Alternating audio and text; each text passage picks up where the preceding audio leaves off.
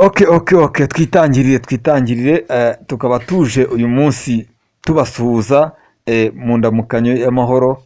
Shalom, Imana ibahe umugisha bantu bacu mudukurikira kuri ABG Dinduba TV nk'ibisanzwe, umurimo ku isonga. Uyu munsi rero tukaba tuje kukubwira tuti hari ibintu mu myaka ugezemo, niba uzi ko ugikandagira mu myaka 40 gusubiza hejuru, tangira utekereze utya, tangira ugira ibyo wirinda, kuko nubikora mu gihe kiri imbere rwose ibintu bizagenda nabi, ntago ubuzima buzagenda nabi, gusaza kwawe bizaba birimo ibibazo byinshi cyane. Waba se warigeze umenya impamvu guhera ku myaka 40 ariho umuntu afatira? Dore impamvu ya mbere ni uko guhera ku myaka 40 ubuzima buba butangiye gucika intege, umubiri uba utangiye gucika intege, utangiye kujya ukora ukananirwa kare. Kwa kundi bajya gukora ukiri umusore ufite imbaraga zose bimaze kugabanyuka, usigaye utangira ukora imirimo ukumva rwose imbaraga zibaye nkeya. Iyo bisatiriye ku myaka 45 50, niyo mpamvu twafashe hagati y'imyaka 40 nibura kugera ku myaka 50. Byaba rero ari ikibazo ugeze ku myaka 50 nibura utaratangira bizinesi yatuma utera imbere, kuko iki gihe ntabwo uzashobora kuyikora rwose, urugendo rwa bizinesi yawe ntabwo ruzagenda neza. Nshuti mudukurikira kuri ABG Dinduba TV nk'ibisanzwe, mubanze mbere ko tugira icyo dukomeza, mubanze murebe neza ko mwakanze subscribe mwiyabonesheje, kandi mukora buri gihe mukora share, like na comment kuri izi video dukora, kubera ko iyi nkunga muduha rwose turayishimira kandi iradufasha gutera imbere. Dore uburyo idufasha guteramo imbere: bwa mbere kubona ko mudushyigikiye, tukabona ko muhari, natwe bituma dukora cyane. Ubusa wipfusha igihe ubusa, kuko igishize ni kinini, kabone naho waba hari ibyo wakoze wagezeho, ariko banza utekereze kugera kuri 50 yarenga bikaba birarangiye. Aha ni nkaho umuntu aba ageze ku rugamba, noneho mu isibaniro atangiye guhuza amaso n'umwanzi, hamwe ucunga nabi umwanzi akagushyira hasi, kandi ubuzima bwawe bugahita burangira. Iki gihe rero iyumve nkaho uri ku rugamba rukomeye cyane, umwanzi murebana imbona nkubone. Nta wundi mwanzi turimo tuvuga, ni ubuzima bubi uba uzasaziramo. Tekereza kure niba udukurikira kuri iyi channel ABG Dinduba TV, ukaba ugeze ku myaka 40 cyangwa utarayigeraho. Niba utarayigeraho ushobora gutekereza ukavuga uti, kugira ngo ibi uriya muntu ari kumbwira bitazambaho, ngomba gutangira ku myaka yiye. Ese ubundi wa mugana ushobora no kubaza ukavuga uti, ni ryari nibura nakabaye ntangira kuba mforuma ibintu byanjye neza, mbishyira ku murongo, ku buryo ahubwo nzageza kuri ya myaka 40, hagati ya 40 na 50, koko narageze ku kigero cyiza cyo kuba ndi umunyabizinesi, ndi umukire w'ejo.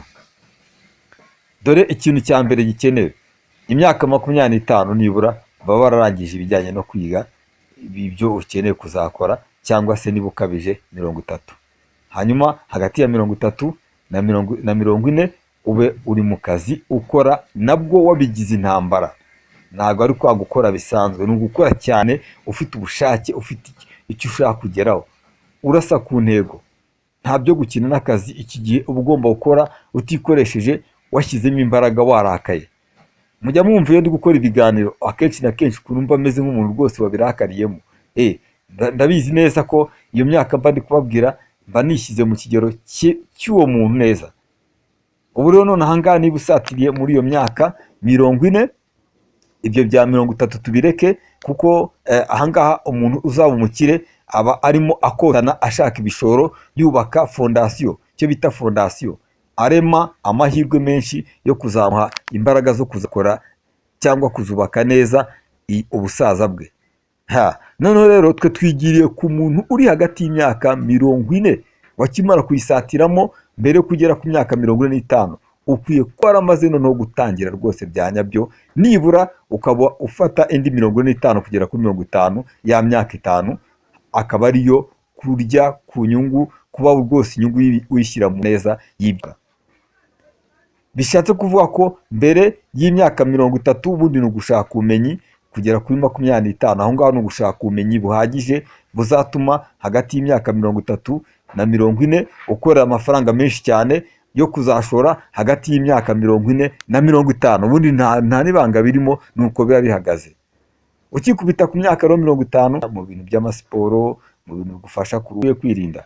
Mu kintu cya mbere ukwiye kwirinda kujyamo, ukwiye kugabanya ibintu bigushora mu biyobyabwenge, inzoga nyinshi cyane, amatabi, ibiyobyabwenge byose uko ubyumva nk'ibiyobyabwenge.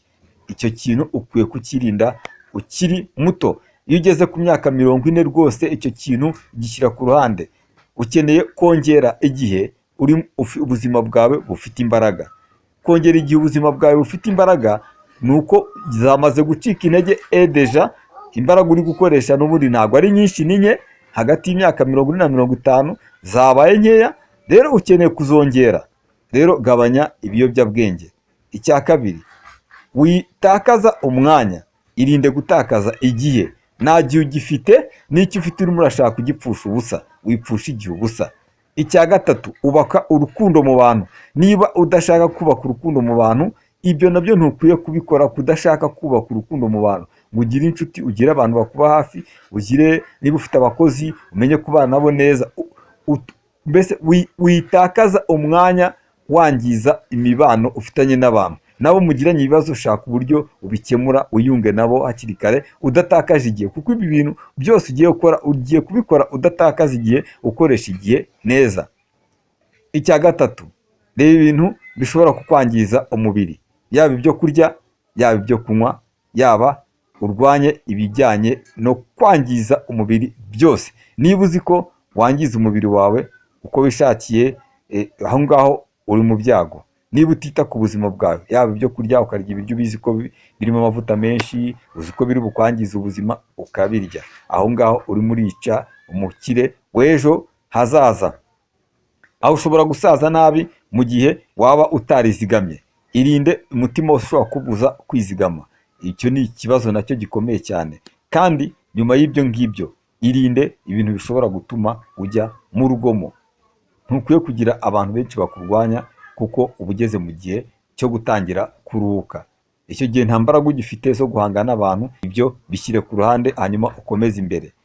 Rero turacyarebera hamwe tureba ni ibiki byose muri rusange umuntu akwiye. Irinde gusesagura. Twakomeje. Irinde gusesagura, kuko gusesagura ibintu ntabwo uba wizeye neza ko uzahita ubisubizaho ako kanya. Niba ari amafaranga ubonye, tangira uyakoreshe wabanje kubitekerezaho. Rero niba urimo kugura ibintu utabanje gupanga, ntiwakoze plane y'ibyo ukeneye, ahangaha urimo urakiza uwatekereje. Hari uwatekereje kubyaza umusaruro mu gihe urangaye. Icyo gihe niba uri kugura ibintu rero urimo urazamura inganda z'abatekereje, z'abamiliyoneri nkawe bagiye kuguca imbere. Abo bakire nawe urimo urabazamura mu rwego. Cyangwa se hari ibyo ukeneye, ariko niba ubikeneye ibyo nta kibazo bitwaye, ahubwo rema andi mahirwe nawe ashobora kuba yatuma nawe hari ibyo ubaha ngo bakugurire. Ubagurire bimwe ariko nawe bakugurire ibindi. Bishatse kuvuga iki nuko iki kintu cyo tucyumvikaneho. Ntabwo ukwiye we kugurira abandi, wewe ntacyo bakugurira. Nawe shaka ibintu bashobora kugurira, witeze imbere muri ubwo buryo. Ntabwo turi bujye kure cyane, reka turebere hamwe niba umuntu ushobora kuba umumiliyoneri ashobora gukora ikosa ryo gufata amagi yose akayashyira mu gatebo kamwe. Oya, nushyira amagi yose mu gatebo kamwe, byose yose azamenekera rimwe. Ikintu tugiye kureberaho ni iki cya nyuma gisoza, nuko udakwiye gushyira amahirwe yawe yose mu gatebo kamwe. Urugero, niba ufite bizinesi imwe, nihomba izaba irangiye. Tekereza neza, ube bizinesi imwe wajya uyikora, inyungu zivuyemo nazo zitwa igishoro, zishorwe mu yindi bizinesi ishobora nayo kuguteza imbere. Aha rero birasaba kugira ngo urebe kure. Igihe amagi yose washyize mu gatebo kamwe, nameneka azamenekera rimwe. Ngira ngo rero mwamaze kumva ibyo ukwiye kwirinda, birimo no gushyira amagi yose mu gatebo kamwe. Gufata amahirwe yose ufite ukayashyira mu gatebo kamwe, yameneka yose akamenekera rimwe, ugahita ujya hasi mu buryo butunguranye utigeze witegura. Rero niba uteganya kuba umukire w'ejo hazaza, tangira utekereze neza ko udakwiye gufata amahirwe yawe yose ngo uyakubire hamwe. Gushora muri bizinesi imwe ni byiza, ikaba yabyibuha, ariko ikibazo ni kimwe, iramutse igiye hasi byose byaba birangiye. Bantu rero mudukurikira kuri channel yacu HBG Diniba TV, turabashimira ko mudukurikira umunsi ku wundi. Ngira ngo mwamaze kumva ibyo twaganiragaho, turabashimira cyane, kandi abadukurikira buri munsi ni inkunga ikomeye. Mukomeze mudukurikire, twibutsa n'abatarakoze subscribe kuyikora, like, share na comment, kugira ngo video dukora zijye zibasha kubageraho ku gihe. Murakoze rero, Imana ibarinde. Naho ubutaha twiganira ku biganiro bitandukanye, harimo kubigisha indimi n'ibindi byinshi cyane bibashimisha. Murakoze.